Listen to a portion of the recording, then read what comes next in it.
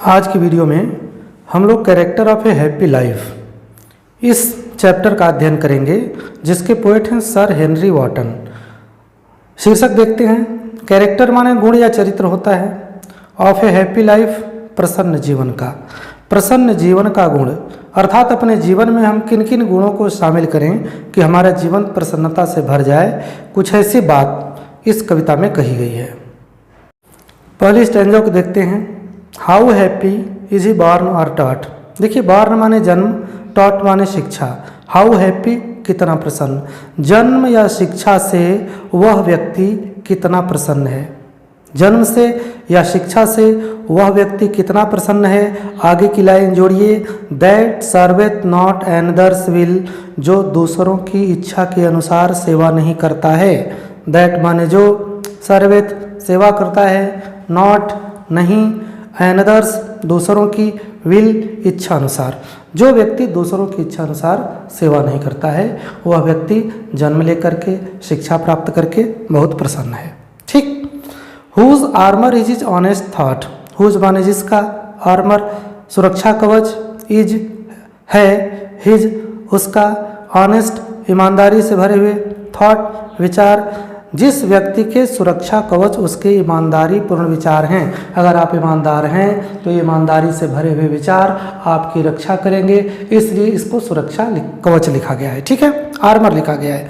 तो whose armour is his honest thought, अर्थात जिस व्यक्ति के ईमानदारी पूर्ण विचार ही उसके सुरक्षा के कवच हैं, उसको सुरक्षा प्रदान करने वाले हैं।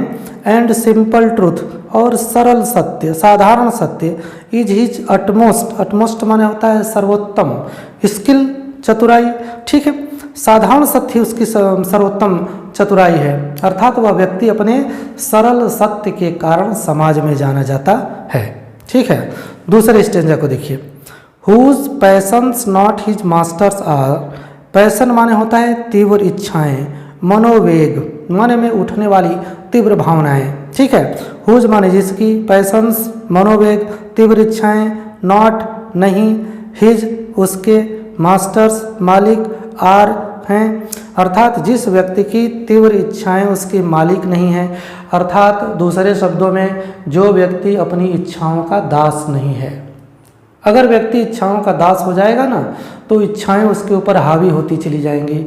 आज आपके पास पैदल स्कूल जा रहे हैं तो इच्छा होगी कि साइकिल हो जाए। चलिए भाई, साइकिल हो गई तो मन करेगा मोटरसाइकिल हो जाए, तो मोटरसाइकिल में फिर स्टाइल वाली मोटरसाइकिल। ठीक है, तो इच्छाओं का कोई अंत नहीं होता और इच्छाएं बढ़ती जाती हैं। अगर आप इच्छाओं के दास हो जाएंगे तो एक के बाद इच्छाएं जब बढ़ती जाएंगी तो आप उसको पूरा करने के लिए प्रयास करेंगे, और प्रयास करेंगे तो परेशान होते रहेंगे। तो इसलिए व्यक्ति को इच्छाओं का दास नहीं होना चाहिए, अर्थात उसकी इच्छाएं उसकी स्वामी ना हो। ठीक है, अब देखिए अगली लाइन क्या कर रहा है। जो व्यक्ति अपनी इच्छाओं का दास ना हो, अर्थात जिस व्यक्ति की इच्छाएं उसकी मालिक ना हो। दूसरा, हुज सोल, सोल माने आत्मा होता है ना, हुज सोल जिसकी आत्मा, इज स्टिल, स्टिल माने सदैव होता है, प्रिपेयर्ड तैयार हूँ, फॉर डेथ मरने के लिए, जिसकी आत्मा सदैव मरने के लिए तैयार हो। अब सदैव मरने के लिए तैयार का मतलब क्या, जान हथेली पे लेके घूम रहा है? ऐसा कुछ नहीं है। कहने का मतलब कवि का आशय ये है कि जिसकी आत्मा सदैव मृत्यु के लिए तैयार है, अर्थात जिस व्यक्ति को मृत्यु से डर नहीं लगता।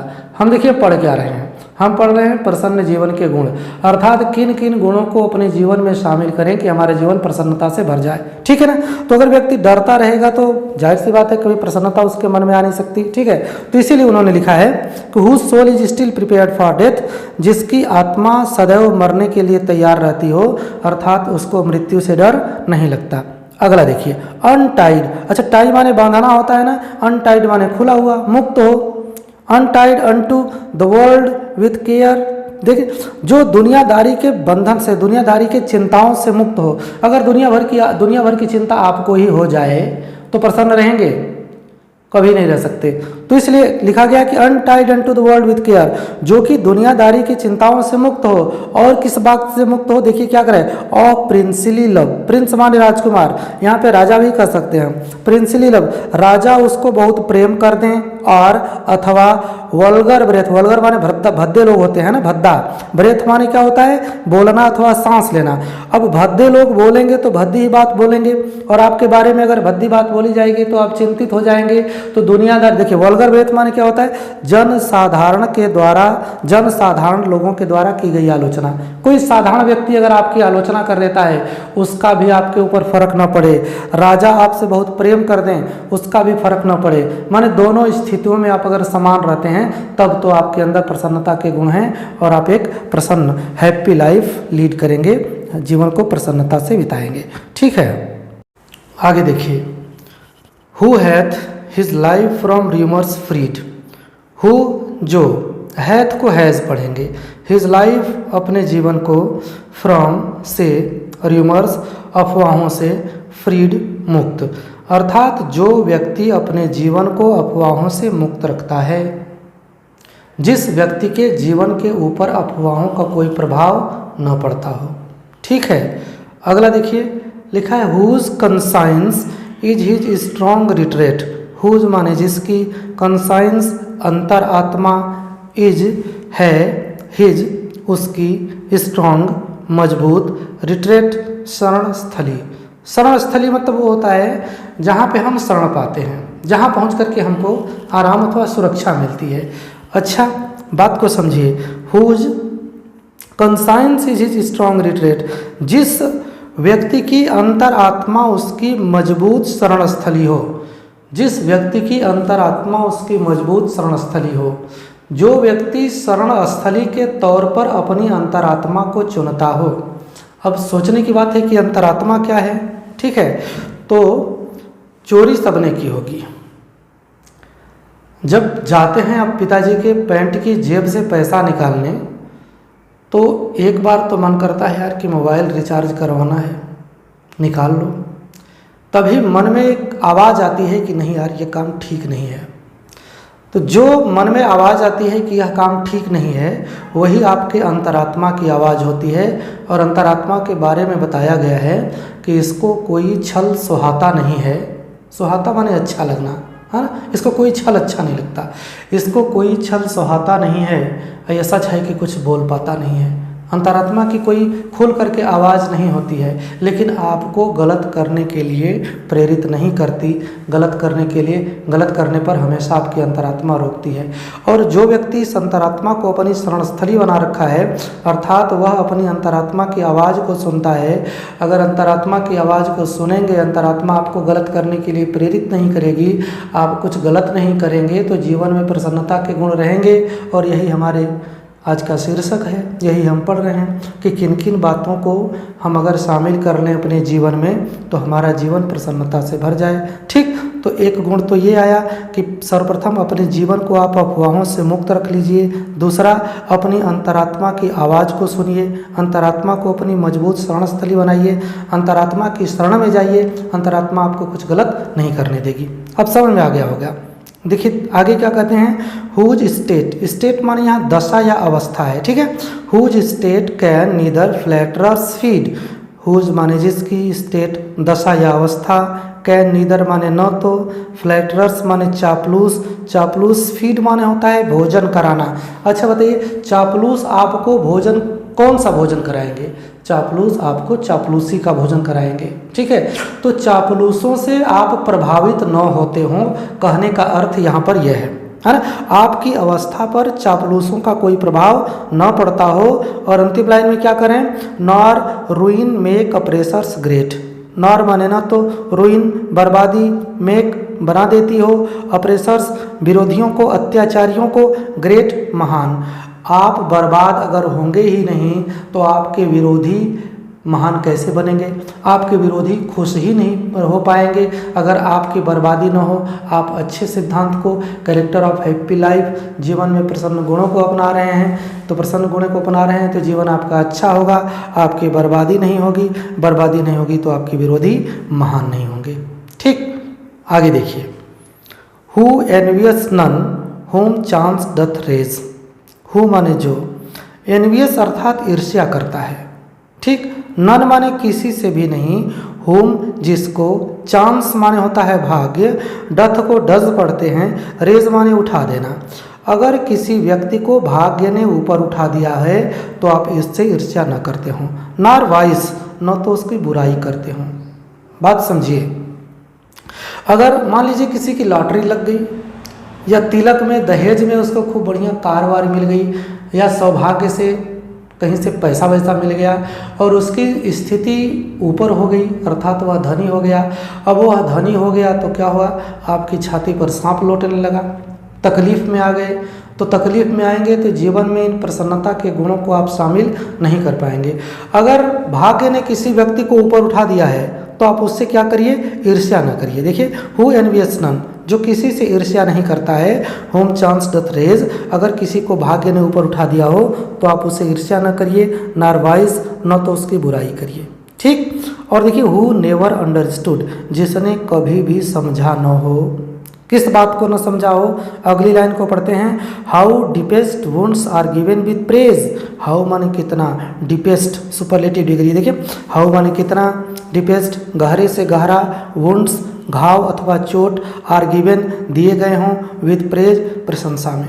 ठीक है ना, प्रशंसा में आपको चाहे कितने बड़े से बड़े घाव क्यों न दिए गए हों। अब ये प्रशंसा में घाव कैसे दिया जाता है, ठीक, जैसे पीठ में छुरा भोंकना, धोखा, पढ़ने में आप बहुत अच्छे हैं और आपके विरोधी, आपके दोस्त या जो प्रशंसा में घाव देने वाले कहते हैं आपको, कह रहे यार तुम तो ऐसे ही पढ़ने में बहुत तेज हो, अब तुमको क्या पढ़ने की आवश्यकता है। और आप भी इस बात को सुन करके फूल के कुप्पा हो गए, पढ़ना बंद कर दिया कि हाँ हम तो ऐसे ही तेज हैं, भगवान ने हमको इंटेलिजेंट बना के भेजा है, और पता चला फेल हो गए। तो देखिए, प्रशंसा का घाव हुआ, घाव लगा, ऐसा नहीं कोई चोट लगी, लेकिन दिल पे घाव लगता है प्रशंसा के द्वारा कि आप फेल हो गए। ठीक है ना, तो कहिए, देखिए इसी तरह से लिखा है कि how deepest wounds are given with praise, आपको प्रशंसा में चाहे कितने भी घाव दिए गए हों, आप उन घावों को, उन बातों को कभी समझते ना हो, अर्थात उन बातों पर कभी ध्यान न देते हों। अंतिम लाइन है, न rules of state but rules of good. न रूल्स ऑफ स्टेट, स्टेट माने यहाँ राज्य है। ठीक है, ये देखिए, नॉर न तो रूल्स नियम अथवा कानून, स्टेट राज्य के, आप शासन के, राज्य के, सरकार के नियम कानून को भले न मानते हों, बट रूल्स ऑफ गुड, लेकिन सच्चाई के नियमों को मानते हों। और सच्चाई का नियम यहाँ भी वही होगा, चंद्रमा पे भी चले जाइए तो वहाँ होगा, लेकिन स्टेट का जो नियम है, राज्य का एक सरकार का दूसरा नियम है, वहीं दूसरी सरकार का कोई अगला नियम आ जाएगा। तो जो राज्य के, सरकार के नियमों को भले न मानता हो लेकिन अच्छाई के नियमों को मानता हो, ऐसे व्यक्ति के जीवन में प्रसन्नता के गुण रहेंगे। अब देखो भाई, इधर का महत्वपूर्ण होने जा रहा है। ठीक है, और थोड़ा मन से पढ़िएगा। Who God doth late and early pray, who जो, गॉड ईश्वर की, डथ को बता चुके हैं, डज पढ़ेंगे। लेट, लेट माने देर होता है, अब देर शाम को होती है तो इसको शाम पढ़ लेते हैं। एंड अर्ली, अब लेट को हम शाम पढ़े तो अर्ली को सुबह पढ़ेंगे। प्रे माने पूजा करना, जो सुबह शाम ईश्वर की पूजा करता हो। ठीक, जो व्यक्ति सुबह शाम क्या करता हो, ईश्वर की पूजा करता हो, और पूजा करके मांगता क्या है। हमारे यहाँ तो स्थिति ये है, किसी कवि ने लिखा है कि चढ़ा रहे भगवान के ऊपर जमकर फूल बतासा, 4 दिनन में मरे पड़ोसी उनके मन की आशा। ये चीज़ ना मांगे, क्या मांगे, who God doth late and early pray, जो सुबह शाम ईश्वर की पूजा करता हो और पूजा में मांगता क्या हो, more of his grace, grace माने कृपा, पूजा करके ज़्यादा ईश्वर की कृपा मांगता हो, then gifts to lend, gift माने उपहार। ठीक है, उपहार ना मांगता हो बल्कि ईश्वर से क्या मांगता हो कि अपनी कृपा, बोलता हो कि हे ईश्वर हमारे ऊपर अपनी कृपा बनाए रहिए, रखिए, मैं कोई भी उपहार प्राप्त कर सकता हूँ, बस आपकी कृपा बनी रहे। ठीक है, तो जो व्यक्ति सुबह शाम ईश्वर की पूजा करता है, पूजा करके ईश्वर की कृपा मांगता हो, अपेक्षाकृत उसके द्वारा दिए गए उपहारों की, और क्या करता हो, हु एंटरटेन्स, एंटरटेन मनोरंजन। ठीक है ना, जो मनोरंजन करता हो, हिज हार्मलेस डे, अपने सीधे सादे दिन की, जो अपने सीधे सादे दिन का मनोरंजन करता हो, अपना सीधा साधा, अपना साधारण दिन बिताता हो। कैसे बिताता हो, अगली line, with well chosen book, with माने साथ में, वेल चोजन अच्छी चुनी गई किताबें, और फ्रेंड अथवा अच्छे चुने गए मित्रों के साथ। जो अच्छी चुनी गई किताबों और मित्रों के साथ में अपने से सीधे साधे दिन का मनोरंजन करता है, वह व्यक्ति प्रसन्न है, उसके जीवन में प्रसन्नता के गुण हैं। अब देखिए most important, this man is free from servile bands. यह व्यक्ति, कौन सा व्यक्ति? जो ऊपर पढ़े हैं यहाँ से वहाँ तक, ठीक वही व्यक्ति। जो व्यक्ति अपने जीवन में प्रसन्नता के गुणों को रखना चाहता है, वह व्यक्ति आप भी हो सकते हैं, ठीक है। This man is free from servile bands. यह व्यक्ति गुलामी के बेड़ियों से मुक्त है। दिस माने यह, मैन माने आदमी अर्थात व्यक्ति, इज माने है, फ्री माने मुक्त, फ्रॉम माने से, सर्वाइल बैंड्स माने गुलामी की बेड़ियाँ। ऐसा व्यक्ति गुलामी की बेड़ियों से मुक्त है। और किस किस चीज़ों से मुक्त है? ऑफ होप टू राइज, ठीक, रेज उठना, होप आशा, ऊपर उठ जाने की आशा से। अब ऊपर उठ जाने का मतलब अल्लाह को प्यारा हो जाना मत समझिएगा। ऊपर उठने की आशा मतलब हम जिस स्थिति में हैं उससे बड़ा ऊंचा हो जाए, हम बहुत नामी गिरामी आदमी हो जाएं, रुपया पैसा धन दौलत वाले आदमी हो जाएं, इन सब चिंताओं से मुक्त रहता है। ऑफ होप टू रेज और फियर टू फॉल, अथवा देखिए फियर माने गिर जाना, फियर माने सॉरी डर, और फॉल माने गिरना होता है ना, तो फियर टू फॉल माने गिर जाने के डर से भी मुक्त है। अब गिर जाने का मतलब क्या है? ऐसे थोड़े कि गड्ढे में गिर जाना, मतलब जिस स्थिति में हैं आप उससे नीचे चले जाना। नीचे चले जाना का मतलब गरीब हो जाना, दरिद्र हो जाना, ठीक है ना। इन सब चीज़ों से, बहुत ऊपर उठ जाने की आशा से भी वो मुक्त होता है, नीचे गिर जाने के दुख से भी मुक्त होता है। न तो है, संस्कृत में कहावत है कि संपत्तो च विपत्ति च महताम एक रूपता, ठीक है ना। बहुत संपत्ति हो जाए तो, बहुत विपत्ति हो जाए तो जो महान लोग होते हैं एक समान होते हैं। समझ में आ गई बात? अब देखिए, लॉर्ड ऑफ हिमसेल्फ, लॉर्ड माने स्वामी होता है ना, मालिक, ऑफ हिमसेल्फ खुद का। ऐसा व्यक्ति खुद का मालिक होता है। दो, यद्यपि कि नॉट ऑफ लैंड्स, लैंड माने क्या हो जाएगा? देश हो सकता है, जमीन जायदाद रुपया पैसा धन दौलत, इन सब चीज़ों का मालिक नहीं होता है, वह स्वयं का मालिक होता है, ठीक। एंड हैविंग नथिंग, और कुछ भी न रखने के बावजूद भी, एंड माने और, हैविंग रख करके, नथिंग कुछ भी नहीं, उसके पास कुछ भी न रहने के बावजूद भी, ही हैथ ऑल, उसके पास दुनिया की सारी दौलत है, ठीक है ना। And having nothing he hath all, इसमें देखिए एक ऑक्सीमोरॉन होता है ना, फिगर ऑफ स्पीच हमारा अलंकार, जिसमें एक ही लाइन में दो परस्पर विरोधी बातें की जाती हैं। अब देखिए यहाँ पर कुछ भी न रखना और तुरंत उसी के बगल में सब कुछ रखना, ठीक है।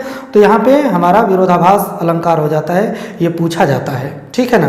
तो अंतिम वाली स्टैंजा को एक बार फिर देख लेते हैं। This man is free from servile bands, ऐसा व्यक्ति गुलामी की बेड़ियों से मुक्त है। ऑफ होप टू रेज और फियर टू फॉल, उसको ऊपर उठ जाने की कोई चिंता नहीं होती, न तो नीचे गिर जाने का बहुत गम होता है। लॉर्ड ऑफ हिमसेल्फ, स्वयं का मालिक होता है। दो, नॉट ऑफ लैंड्स, यद्यपि जमीन जायदाद रुपया पैसा धन दौलत का मालिक नहीं होता। एंड हैविंग नथिंग, और कुछ भी न रख करके, ही हैथ ऑल, उसके पास दुनिया की सारी दौलत है, ठीक। इस प्रकार से हमारी कविता पूरी होती है। वीडियो को अपने ध्यान से देखा, बहुत बहुत धन्यवाद।